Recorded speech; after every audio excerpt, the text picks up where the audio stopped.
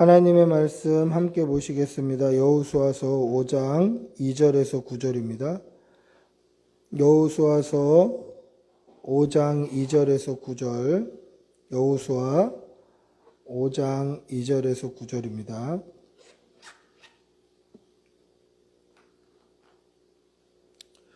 여호수아 5장 2절에서 9절, 여호수아 5장 2절에서 9절입니다.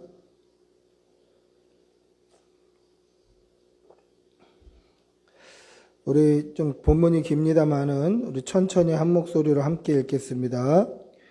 그때에 여호와께서 여호수아에게 이르시되 너는 부싯돌로 칼을 만들어 이스라엘 자손들에게 다시 할례를 행하라 하시매 여호수아가 부싯돌로 칼을 만들어 할례산에서 이스라엘 자손들에게 할례를 행하니라. 여호수아가 할례를 시행한 까닭은 이것이니 애굽에서 나온 모든 백성 중 남자 곧 모든 군사는 애굽에서 나온 후 광야길에서 죽었는데 그 나온 백성은 다 할례를 받았으나 다만 애굽에서 나온 후 광야길에서 난 자는 할례를 받지 못하였음이라. 이스라엘 자손들이 여호와의 음성을 청종하지 아니하므로 여호와께서 그들에게 대하여 맹세하사 그들의 조상에게 맹세하여 우리에게 주리라고 하신 땅 곧 젖과 꿀이 흐르는 땅을 그들이 보지 못하게 하리라 하시매 애굽에서 나온 족속 곧 군사들이 다 멸절하기까지 40년 동안을 광야에서 헤매었더니 그들이 대를 잇게 하신 이 자손에게 여호수아가 할례를 행하였으니 길에서는 그들에게 할례를 행하지 못하였으므로 할례 없는 자가 되었음이더라. 또 그 모든 백성에게 할례 행하기를 마치매 백성이 진중 각 처소에 머물러 낫기를 기다릴 때에 여호와께서 여호수아에게 이르시되 내가 오늘 애굽의 수치를 너희에게서 떠나가게 하였다 하셨으므로 그곳 이름을 오늘까지 길갈이라 하느니라. 아멘. 할렐루야. 출애굽한 이스라엘 백성들이 40년 이제 광야 생활을 마치고 하나님께서 약속하신 그 땅, 젖과 꿀이 흐르는 가나안 땅을 이제 첫 발을 내딛는 오늘 아주 역사적인 순간이 오늘 우리가 읽은 본문입니다. 요단강을 건너서 첫 발을 내딛는 곳, 그곳이 바로 길갈이었다라는 것이죠. 근데 원래 그곳의 이름은 길갈이 아니었어요. 원래 이름이 바뀌면 원래 이름은 뭐였더라 이런 표현이 등장합니다. 예를 들면 야곱이 돌베개를 베고 잠잤던 곳의 이름이 뭐죠? 베델이에요. 하나님의 집. 그런데 뭐라고 되어 있습니까? 성경에 보면 그 원래 이름은 루스더라 그렇게 되어 있어요. 원래 불렀던 이름이 있다면 그곳의 원래 이름은 이거였는데 이걸로 바꿔 불렀다. 이런 표현들이 등장을 하는 거죠. 근데 오늘 우리가 읽은 본문에는 그런 표현이 등장하지 않아요. 그냥 그곳의 이름을 오늘까지 길갈이라 하느니라 그렇게 되어 있어요. 만약에 원래 이름을 불렀던 장면이 뒤에 있다면 원래 이름은 뭐였는데 이스라엘 백성들이 그곳의 이름을 길갈이라고 불렀고 오늘까지 길갈이라고 부르더라 이렇게 해야 맞는 거죠. 그런데 원래 이름이 기록되어 있지 않아요. 그 말은 뭐냐면 이름이 없는 곳이었다라는 뜻이에요.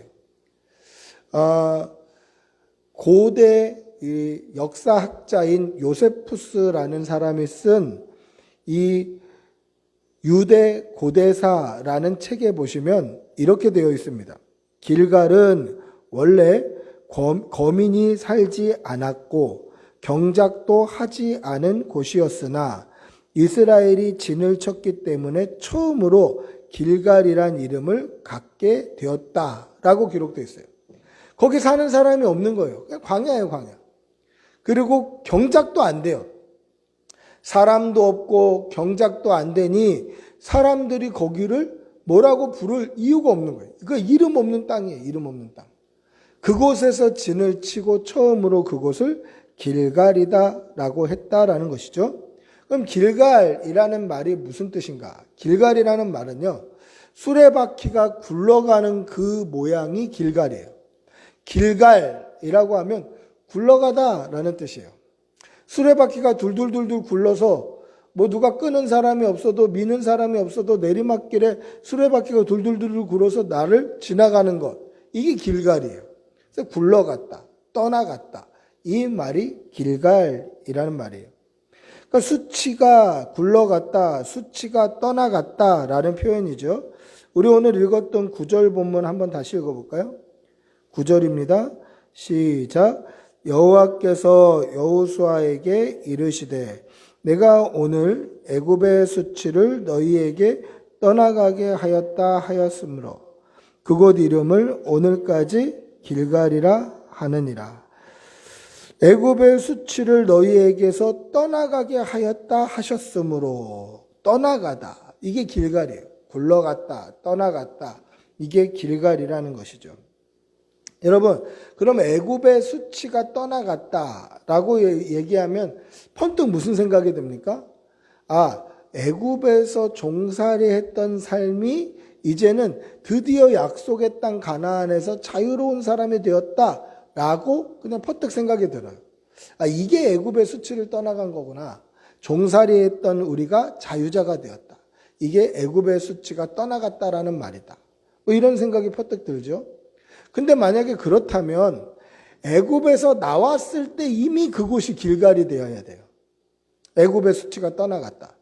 예를 들면 애굽의 열재앙으로 하나님의 애굽을 치시고 마지막 유월절을 지나서 애굽 사람들에게 은, 금, 패물과 짐승들을 가지고 승리의 계가를 부르면서 출애굽했던 그곳이 길갈이 되어야 돼요. 아니면 홍해를 가르시고 그 가운데 이스라엘 백성을 지나가게 하시고 그 가운데 따라오는 그 애굽 군대를 완전히 수장시켰던 그 자리가 길갈이 되어야 돼요. 애굽의 수치가 만약에 종살이였다면, 노예의 생활을 뜻하는 거였다면 그래야 되는 게 맞죠. 그런데 보십시오. 지금 출애굽하고 40년을 광야 생활을 했어요. 그 출애굽한 이후에 40년 동안 광야 생활을 하고 나서 비로소 애굽의 수치가 떠나갔다. 애굽의 수치가 굴러갔다. 길갈을 이야기하더라는 거죠.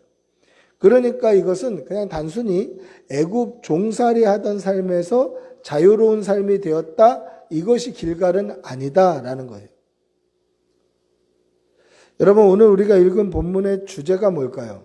오늘 본문의 주제는요, 할례입니다. 여러분, 할례가 뭐죠? 남성 성기의 표피를 자르는 거예요. 근데 무슨 돌로 자르냐면 부싯돌로 잘라요. 이 부싯돌이 뭐냐면 석영이 많이 함유된 돌을 의미하는데 사전에 찾아보니까 차돌 이렇게 돼 있어요. 차돌. 여러분, 차돌 아시나요? 강 하류에 가면 있는 매끈매끈한 돌, 아주 단단한 돌. 이게 차돌이에요, 차돌. 이 차돌이 세게 빵 부딪히면서 부싯돌, 불꽃이 튀어나오는 거예요. 그래서 이 차돌이 부싯돌인 거예요. 그러면 이 단단한 차돌을 깨는 거예요. 뭐 어디 큰 바위에다 집어던지든지 다른 차돌에게 집어던지든지 깨서 그 깨진 돌 조각을 칼처럼 얇게 갈아서 그걸로 남성의 표피를 잘라내는 게 할례예요. 그래서 하나님의 백성의 표시, 이게 할례라는 거죠. 여러분, 이 고통이 얼마나 극심하겠습니까? 예리한 칼을 가지고 수술을 해도 통증이 오래 가는데 아무리 갈고 닦은들 그 차돌이 얼마나 예리하겠어요. 이 돌로 잘라내는 거예요.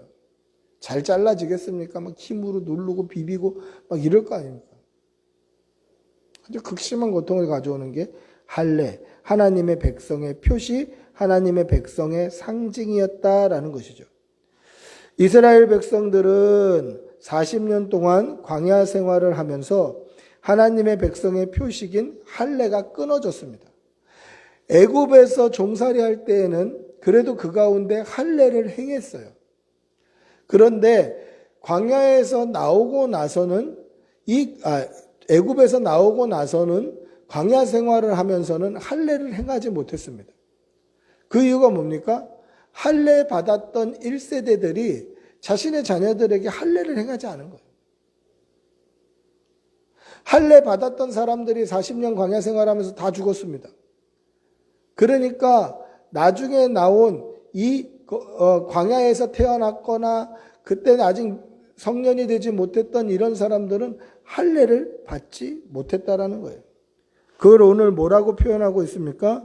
우리가 오늘 읽었던 본문 4절 5절입니다. 우리 4절 5절 한번 다시 읽어볼게요. 4절 5절입니다. 시작.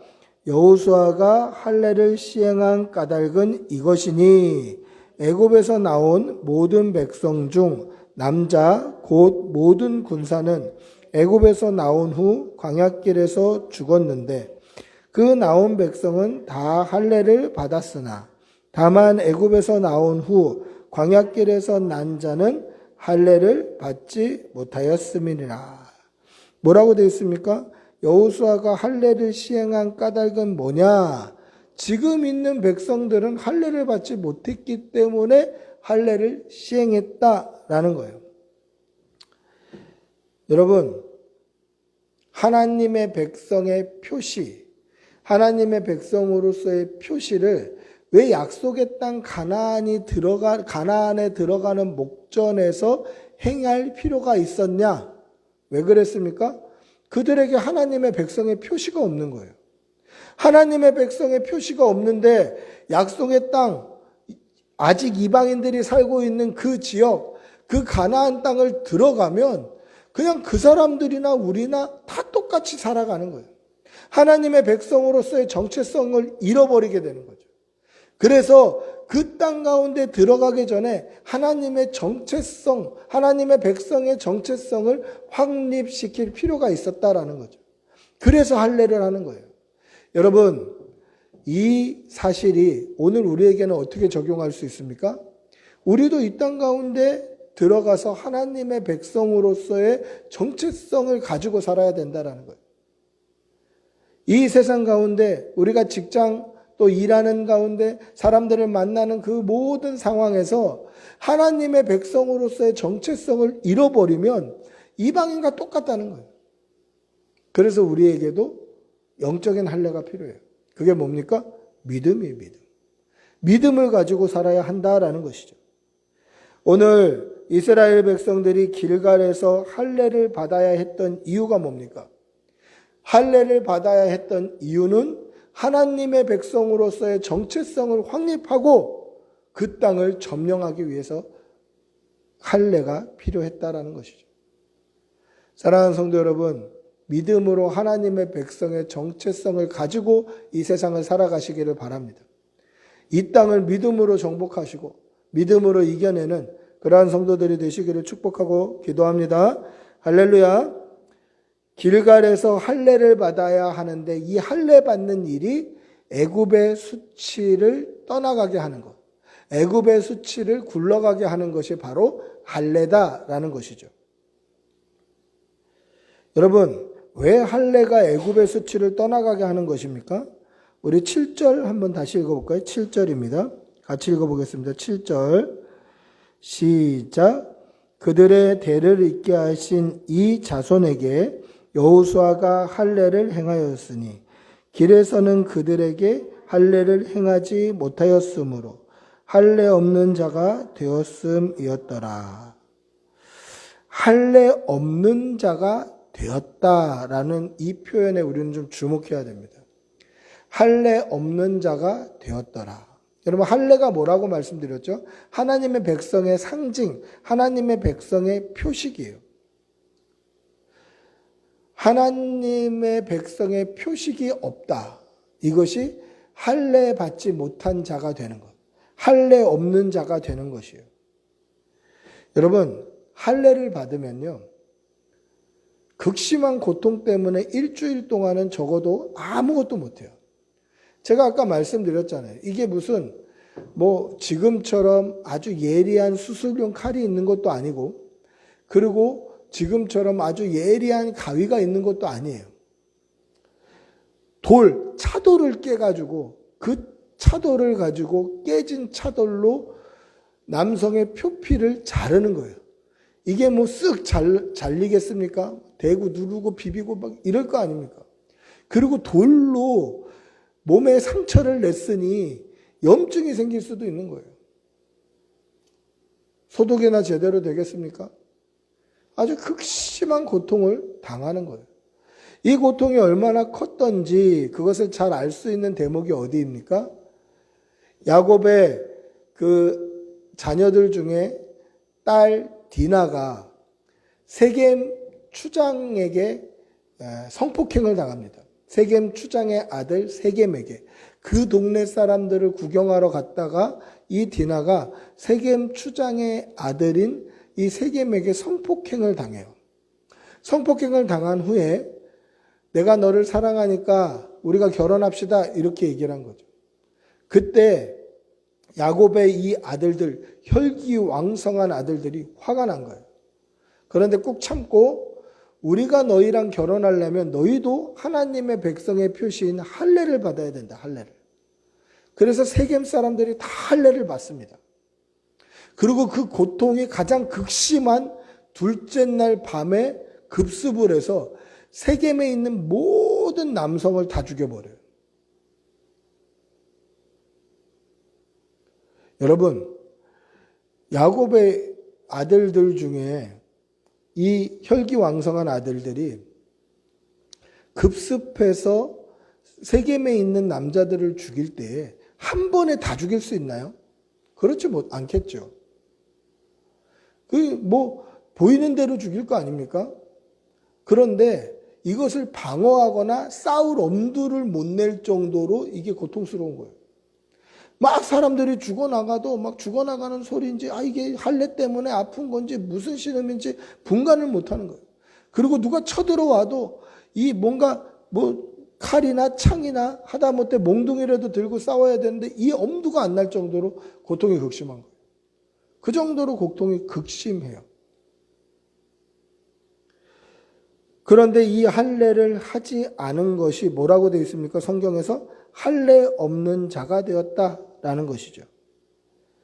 여러분, 성경에서 할례 없는 자라는 것은요, 단순히 할례 받지 않은 사람, 표피를 자르지 않은 사람, 이런 뜻이 아니라 이방 민족을 의미하는 단어로 사용이 됩니다.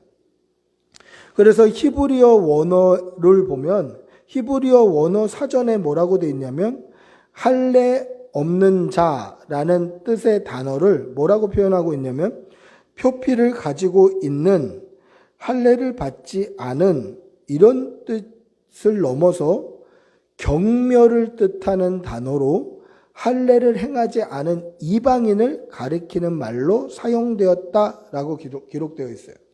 그냥 단순히 할례 없는 자라는 것은 이방인 이 정도가 아니라 경멸을 담은 단어예요.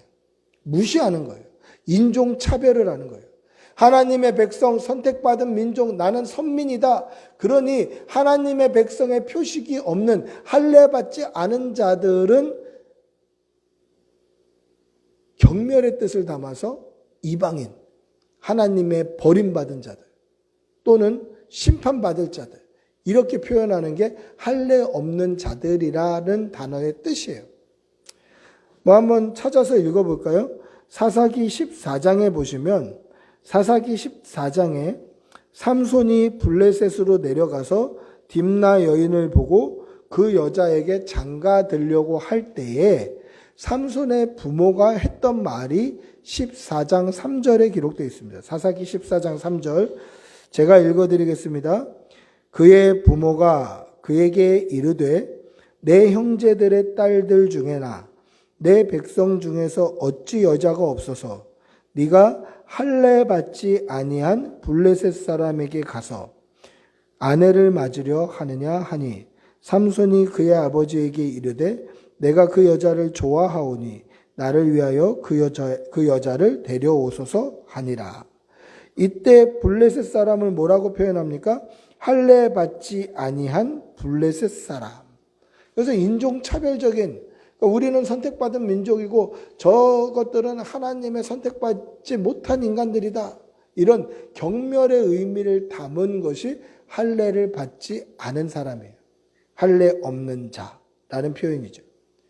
그러니까 이스라엘 백성들이 광야에서 40년 동안 할례 없는 자가 되었다라는 건 뭐냐면 이방인하고 똑같이 살고 있었다라는 거예요. 이게 애굽의 수치예요. 애굽에서 나와서 이방인하고 똑같이 살아가는 것, 이게 애굽의 수치예요. 그래서 할례를 행했다라는 것을 뭐라고 표현합니까? 애굽의 수치가 멀어져 갔다, 떠나갔다, 굴러갔다, 그렇게 표현하고 있는 거예요. 여러분, 애굽의 수치가 뭡니까? 할례 없는 자가 되는 게 애굽의 수치예요. 이방인들하고 똑같은 모습으로 살아가는 게 애굽의 수치예요. 오늘날 우리에게 애굽의 수치가 뭘까요? 우리에게 하나님의 백성다운 모습이 등장하지 않을 때, 나타나지 않을 때, 백성다운 삶을 살아내지 않을 때, 그것이 애굽의 수치예요. 여러분, 이거 수치스럽게 여겨야 돼요. 우리가 믿음으로 사는 믿음의 삶을 나타내지 못하고 살 때, 믿는 사람의 본을 보이지 못하고 살아갈 때, 이 세상에 살면서 우리의 말이나 행동이나 모든 삶의 영역에 나타나는 현상이 예수의 향기가 나타나지 않고 하나님의 백성다운 삶이 나타나지 않고 세상 사람들하고 똑같이 살아간다면 이것이 우리에게는 수치가 돼야 돼. 부끄러운 줄 알아야 됩니다. 부끄러운 줄. 그래서 이스라엘 백성들에게 할례가 필요했던 거예요.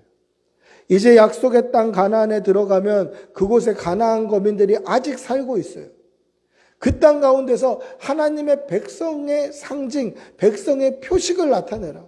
백성다운 삶을 살아내라. 믿음의 삶을 살아내라. 믿음 가지고 그 땅을 정복하라. 하나님께서 그것을 요구하신 거다라는 거죠. 사랑하는 성도 여러분, 우리의 삶을 한번 돌아보시기를 바랍니다. 이 세상 가운데 예수 향기 나타내며 살고 계십니까? 이 세상 가운데 하나님의 백성답게 살아가고 계신가요?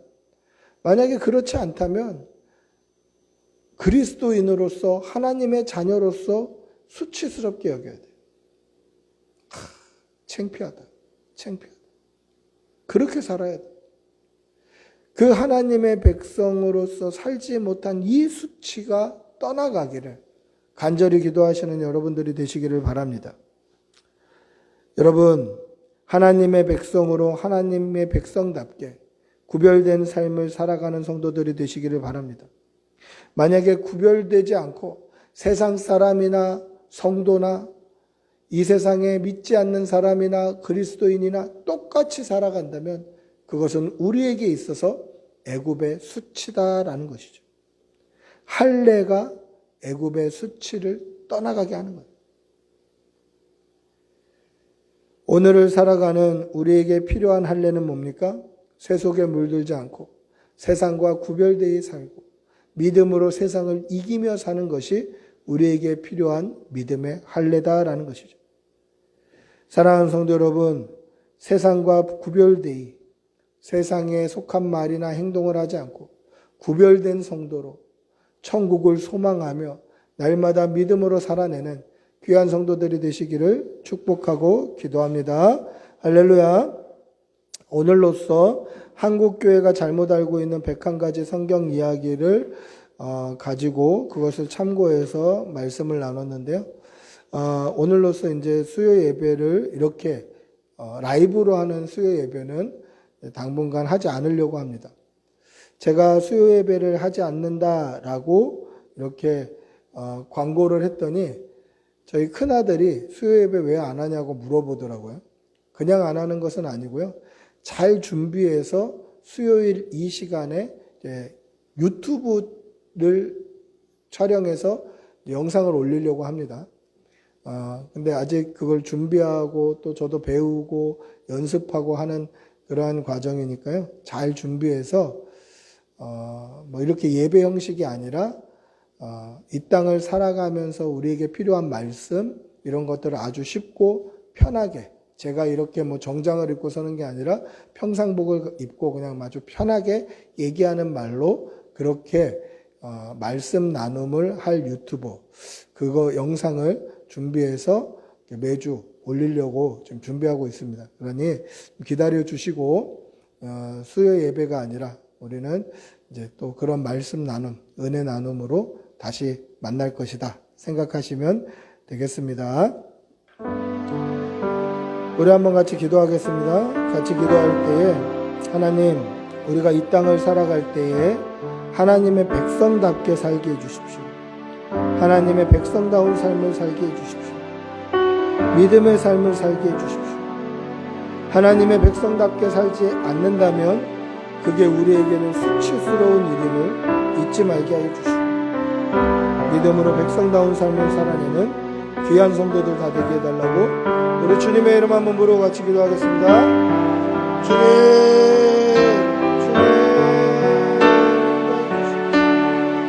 믿음의 바른 길 가게 해주시옵소서. 주님 도와주시옵소서. 성령을 부어주시옵소서. 주님 인도하여 주시옵소서. 살아계신 하나님께서 인도하여 주시옵소서. 믿음의 길을 가게 도와주시옵소서. 아버지 역사하여 주시옵소서. 은혜 주시옵소서. 하나님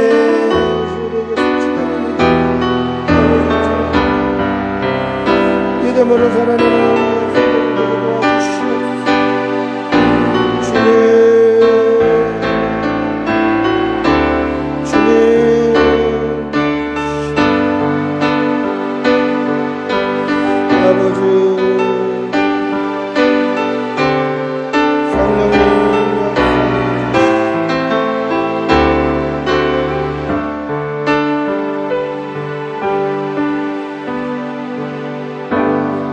사랑의 아버지 하나님, 하나님의 백성이 이 세상 가운데 하나님의 백성으로 구별된 삶을 살아내지 못한다면 그것은 수치스러운 일이라는 것을 잊지 말게 하여 주시옵소서.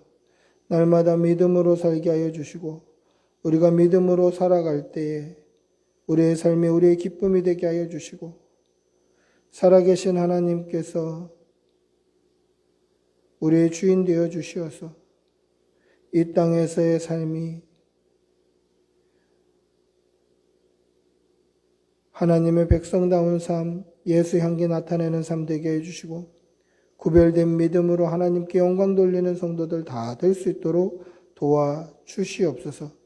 감사드리며 우리 주 예수님의 이름으로 기도드리옵나이다. 아멘.